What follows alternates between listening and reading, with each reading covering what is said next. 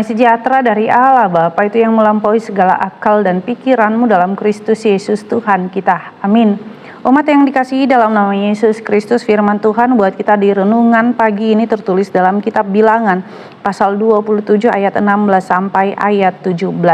Saya akan bacakan kepada kita. Biarlah Tuhan Allah dari roh segala makhluk mengangkat atas umat ini seorang yang mengepalai mereka waktu keluar dan masuk, dan membawa mereka keluar dan masuk, supaya umat Tuhan jangan hendaknya seperti domba-domba yang tidak mempunyai gembala. Demikianlah firman Tuhan.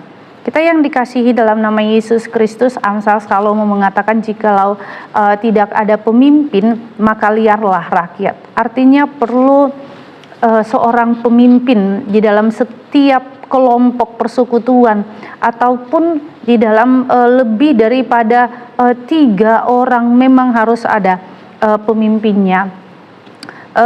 Apa yang menjadi tugas pemimpin? Tentu tugas pemimpin adalah memikirkan bagaimana kelompok ini dibawa untuk lebih maju, keluar dari masalah, memperlengkapi, dan juga bagaimana mereka nantinya akan menjadi mandiri dan membentuk kelompok-kelompok yang lebih besar lagi.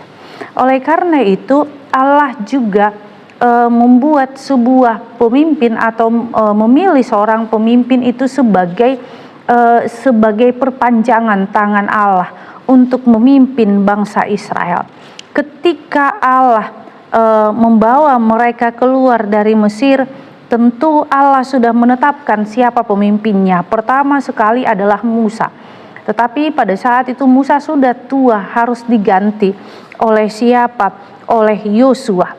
Tentu seorang pemimpin yang dipilih oleh Allah adalah ia memiliki hubungan yang baik kepada Allah. Dia memiliki roh Allah. Dia memiliki firman Tuhan, sehingga apapun yang terjadi dalam hidupnya, dia kembali dan harus bertanya kepada Allah. Untuk meyakinkan keterpilihan Yosua, Allah mengatakan bahwa roh segala makhluk mengangkat atas umat ini seorang yang mengepalai mereka waktu keluar dan masuk, dan membawa mereka keluar dan masuk. Artinya apa? Manusia atau Yosua itu hanya sebagai perpanjangan tangan Allah, tetapi yang memimpin adalah roh Allah. Tetapi yang mengepalai mereka adalah Allah itu sendiri. Sehingga di dalam kepemimpinan itu tentu karena Allah yang memimpin, pastilah para domba-dombanya itu, yaitu dia tunduk, dia hormat kepada pemimpinnya. Sekalipun menurut dia itu dia tidak layak jadi pemimpin, tetapi kalau sudah Tuhan yang memilih, berarti Tuhan yang memperlengkapi. Dan pada saat itulah kita melihat bahwa terkadang Allah memilih bukan yang hebat, bukan yang pintar dalam strategi perang, tetapi yang mau belajar, tetapi yang mau tunduk kepada perintah Tuhan itu sendiri. Oleh karena itu tentu seorang pemimpin adalah Allah sendiri, di mana dalam perjanjian baru pemimpin itu adalah Yesus Kristus sendiri, di mana digambarkan sebagai gereja. Siapakah pemilik gereja? Tentu pemilik gereja adalah Kristus. Kristus sebagai kepala gereja.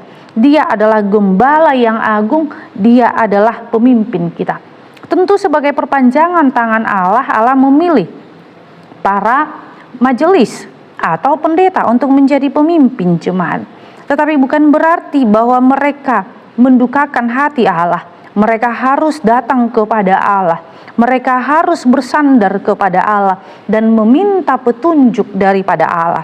Tentu di dalam kepemimpinan itu tidak semua orang senang dengan pemimpin.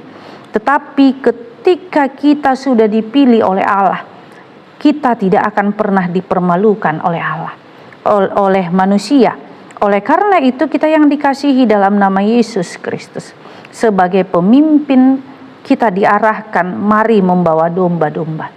Tetapi domba-domba juga harus mengenal suara tuannya. Domba juga harus hormat kepada pemimpinnya. Supaya apa? Supaya terjadi saling memberi satu sama lain, mendukung satu sama lain, sehingga terjadilah kemajuan di dalam sebuah organisasi, baik gereja maupun di dalam persekutuan itu. Oleh karena itu mereka saling mengkoreksi, saling mendukung, tidak untuk mematahkan, tidak untuk melihat di mana kelemahan masing-masing, tetapi mereka melihat bahwa Allah yang menyertai mereka. Oleh karena itu kita yang dikasihi dalam nama Yesus Kristus, terima kasih ya Manginang sudah mendengarkan renungan ini, jikalau saya tidak salah selama 4 tahun 10 bulan. Oleh karena itu saya undur diri dari renungan harian dari HKBP Harapan Indah. Tuhan Yesus selalu memberkati kita. Amin. Terima kasih Tuhan Yesus buat anugerah-Mu. Terima kasih buat para pendengar renungan ini. Biarlah Engkau yang menjagai mereka, Engkau yang menyertai mereka. Biarlah kasih-Mu ya Bapa selalu menyertai hidup mereka. Demikian juga gereja-Mu. Mari Tuhan Engkau jagai, Engkau mari ya Bapa menjamah hati setiap orang supaya menghormati pemimpin.